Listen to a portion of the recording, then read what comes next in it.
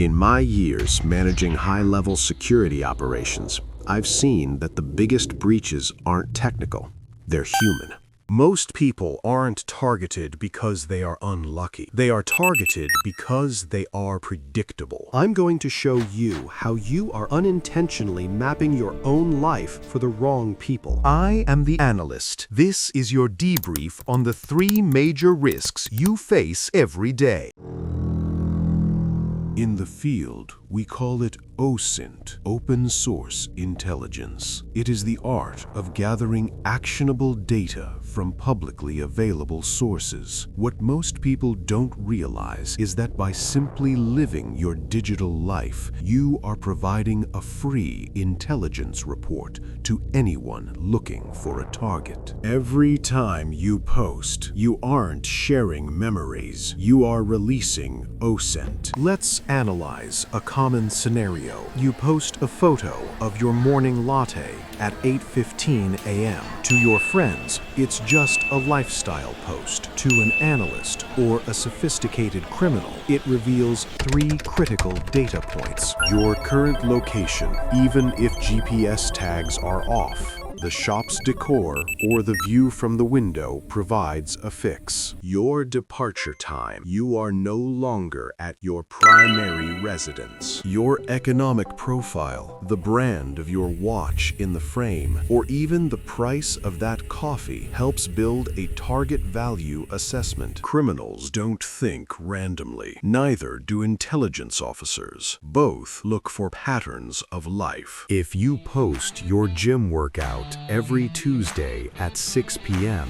you haven't just shared a fitness goal. You've established a window of vulnerability. You've told the world exactly when your home will be unguarded territory. In security analysis, unpredictability is your best defense. When your life becomes a predictable pattern on a screen, you become a high probability target. So, how do we mitigate this risk without disappearing from the world? Establish a 12-hour buffer. Post your dinner photos the next morning. Post your vacation photos once you have safely returned to your base of operations. Before hitting post, scan the background of your photos. Are there house numbers, street signs, or sensitive documents on your desk? Go to your settings, privacy and security, location services.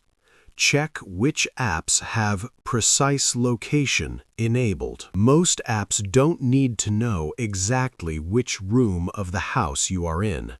Turn it off. In tactical terms, this is your red alert status. If you suspect you are being targeted, or if you are traveling through high-risk environments, iOS lockdown mode is your digital bunker. It sacrifices convenience for absolute survival. It limits the attack surface of your device by shutting down non-essential entry points that hackers use to infiltrate your life. Remember, a secure life is a private life. Don't make the job of a criminal easy by providing the intelligence they need. The second risk isn't digital. It's psychological, and it's far more dangerous. It's called normalcy bias. In my years of tactical training, I've seen that the greatest enemy isn't always the threat itself. It's the brain's refusal to accept that a threat is real. When something unusual happens, a person following you too closely, a strange noise in your house, or a sudden shift in a crowd's energy, your brain tries to normalize it. It tells you it's probably nothing. I don't want to overreact and look foolish. This hesitation is what criminals and predators count on. They use your politeness and your denial as their primary window of opportunity. Situational awareness and the OODA loop. To survive, we use the OODA loop. Observe, orient, decide, act. Observe. You see the anomaly. Orient. You realize this isn't normal. Decide. You formulate a plan. Act. You execute it. Normalcy bias breaks the loop at the Orient stage. You observe, but you fail to orient yourself to the danger. You stay frozen in normalcy. In the field, we call this a fatal delay. This is why you must move from condition white, oblivious, to condition yellow, relaxed, alert. I don't teach fear. I teach calculated readiness. Think of it as productive paranoia. When you enter a restaurant, do you know where the secondary exit is? When you are walking at night, is your head down looking at your phone, or are you scanning the fatal funnels, those narrow spaces like alleys or doorways where you are most vulnerable? To break normalcy bias, I want you to adopt the rule of 3.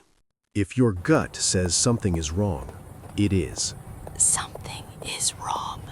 Your subconscious processes thousands of micro-signals before your conscious mind can explain them. Always identify 2 ways out of any confined space, whether it's an office building or a shopping mall. Knowing the terrain gives you a tactical advantage. If you sense danger, do not wait for permission to leave or to call for help. It is better to be wrong and safe than polite and a victim.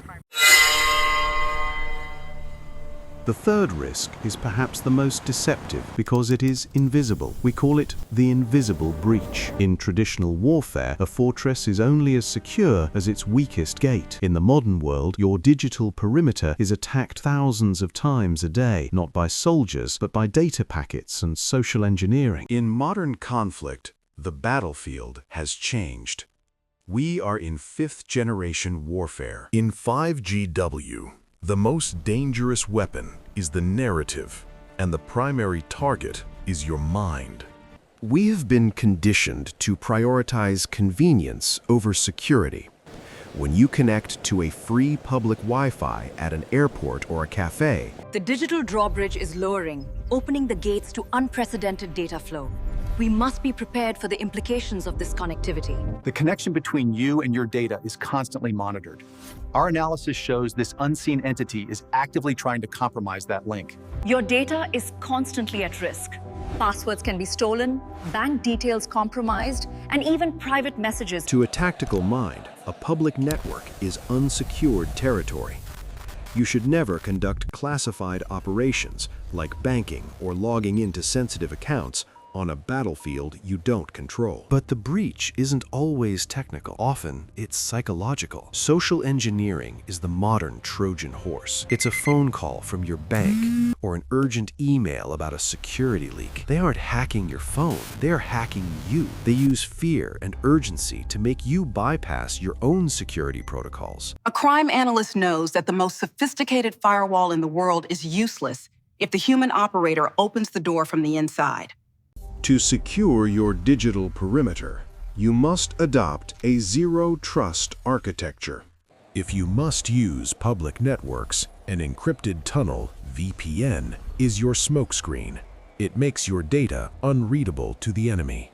Don't just rely on passwords, use multi-factor authentication. If possible, use a physical security key. It's the equivalent of having a biometric lock on your most sensitive vault. On this channel, we translate intelligence discipline into daily life. We will turn your technology into a command center and your routine into a tactical advantage. The mission is simple. Stay secure, stay productive, and always think one step ahead. I am the Analyst. This is your debrief. See you in the next operation. If you found this briefing valuable, report in by hitting the subscribe button. It helps the algorithm recognize that security-conscious individuals are gathering here.